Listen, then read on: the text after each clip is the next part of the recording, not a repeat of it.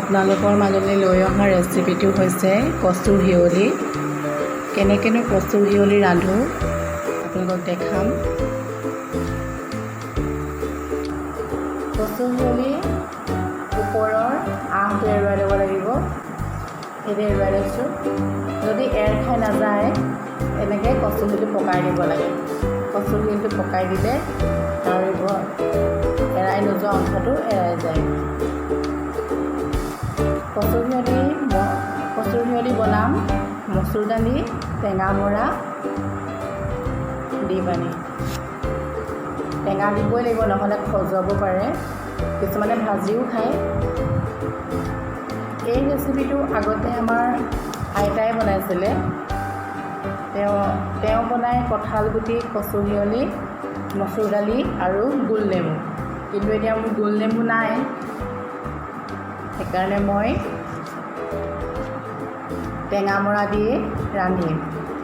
ভাল লাগে গুচাই মানে চাওকচোন তাৰ চুচটোৰ বাবে। যদি চুচটো এৰ খাই নাযায় এইটো পকাই দিলে এৰাই যায়।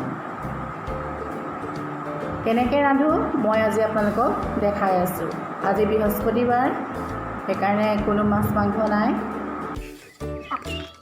কচু হিয়লি বনাবলৈ ঘৰৰে টেঙামৰা আনিবলৈ গৈছোঁ।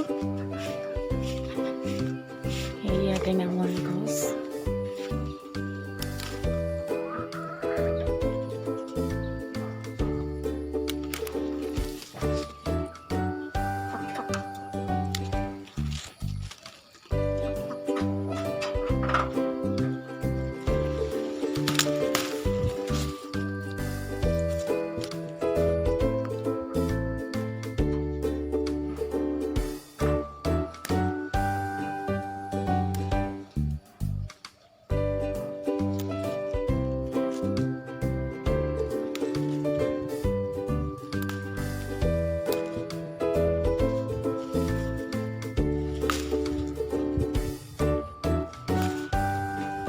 কিমান ডাঙৰ দেখিছে টেঙামৰা গছজোপা।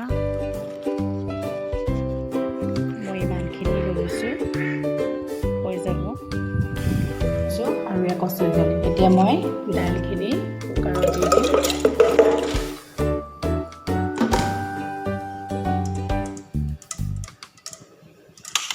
টেঙামৰাখিনি দি দিছোঁ।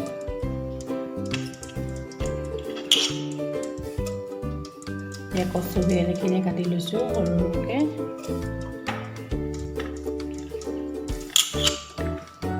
ইয়াত দি দিছোঁ।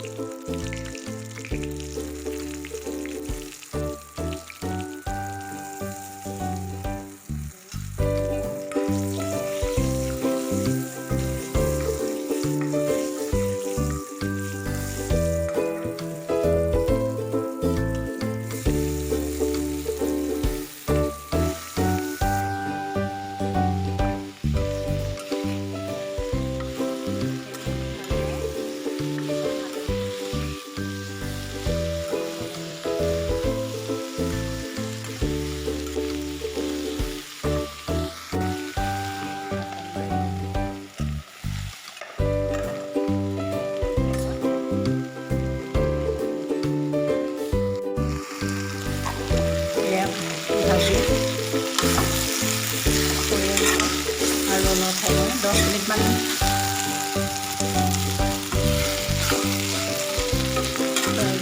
ভাপতে সিজাই ৰাখিম।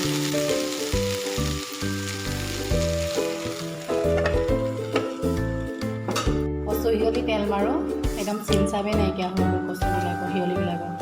এতিয়া মই দিম পাঁচফোৰণ আৰু জিৰা।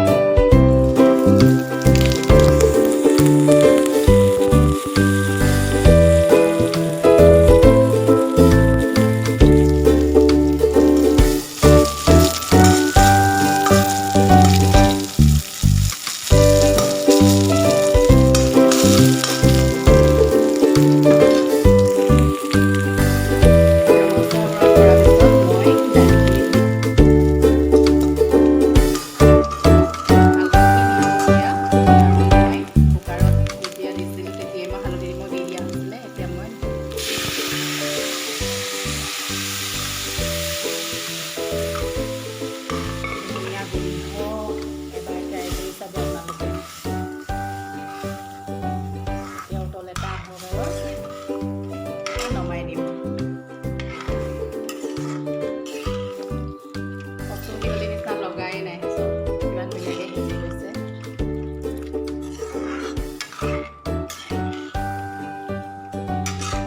লগত কঁঠালগুটি হোৱা হ'লে ভাল আছিলে, এতিয়া কঁঠালগুটি নাই। আমাৰ কঁঠালবিলাক চব বান্দৰে খালে, সেইকাৰণে দিব নোৱাৰিলোঁ।